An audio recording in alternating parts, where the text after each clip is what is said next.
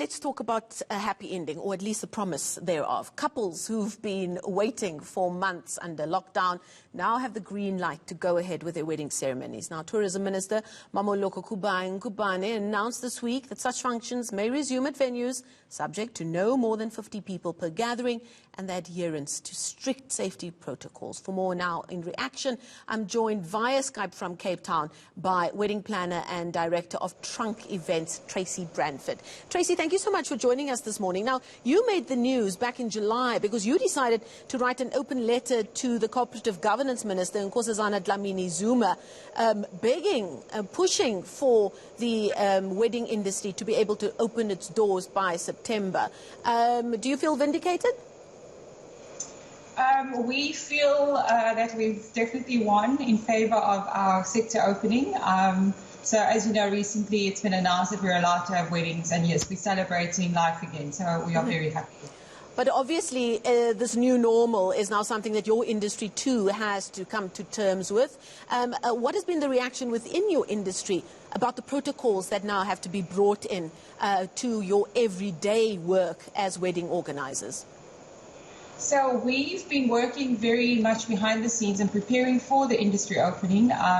And hence our letter to COGTA to always requested that we open by September when we have the season for new beginnings, and also our tourism season starts, and weddings contribute massively to the tourism sector. So even with the 50 packs, 50 guests allowed, we're very happy to start. We do believe that we need to start somewhere, and in fact our venues are prepared.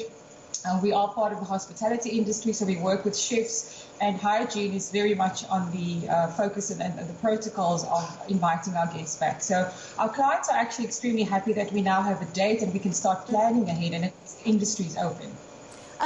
Now, weddings are a real intimate, and even more so intimate now with only 50 people being allowed. They're intimate, touchy-feely affairs where people are hugging each other, they're dancing, there's kissing, there's all kinds of things happening at weddings. How difficult is that going to make your jobs with all these new safety protocols that need to be in place? So we will have to have an MC or a coordinator on duty with venue managers and to remind guests of the safety protocols.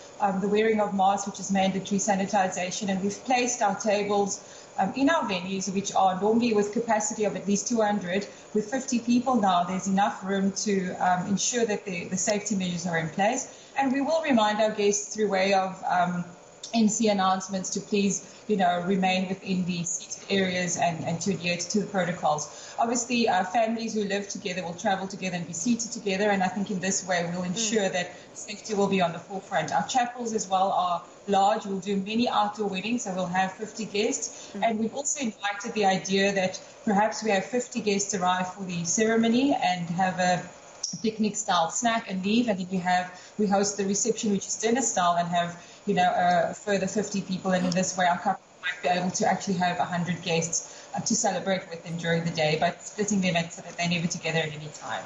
But Tracy, you're making a very difficult suggestion there now, because already putting together a list of guests for a wedding, I've heard, can be quite tense. Now you're wanting two different lists of people who make the list for the ceremony and the snack, and the 50 who make the list for the real party at the end of the day.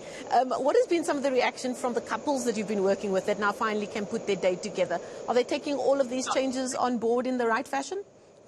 Absolutely. I had a discussion with one of my brides who's coming from Johannesburg, and she was very excited by the suggestion that she could have aunties there and, the older family members who are very much part of the tradition of saying I do, and the dads walking the brides down the aisle. And I think they're very comfortable to be there as part of the ceremonial procession and have a snack and family photos and leave. They don't want to be out late. And also to avoid the issues with the curfew, we'll start earlier.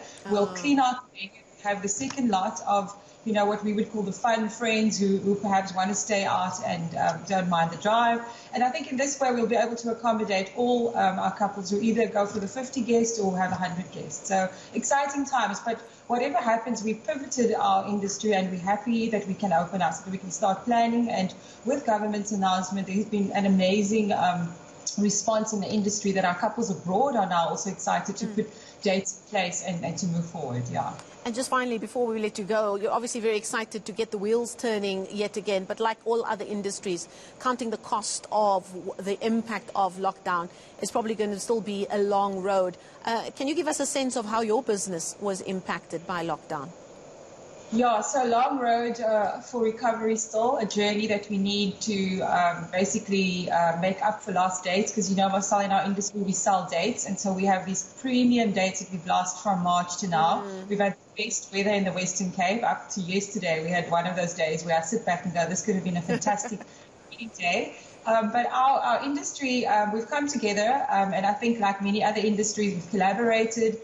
We've normally not necessarily been this tight, and now we connect and we deal with our preferred venues, and they've come up with interesting packages where we can have weekday weddings, where we can offer our international tourists, when they finally do come back, an attraction to Cape Town to get married here, whether it be with 50 guests only, but we've given them reductions on accommodation. So we're working with tourism as well to come up with interesting attractions to make it lucrative and to help our industry with recovering those lost days. But it's been long and hard. We're just very excited to start working now, and I'm very pleased to know that our couples, in fact, are happy to go with 50 people. I think people are happy to save a bit of money and just start their lives together, yes. I'm sure, yeah, that is very much a light at the end of the tunnel, or silver lining, as it were. Thank you so much. Wedding planner and director of Trunk Events, Tracy Branford, joining us live there via Skype, giving an update on the wedding business getting going again under lockdown level 2.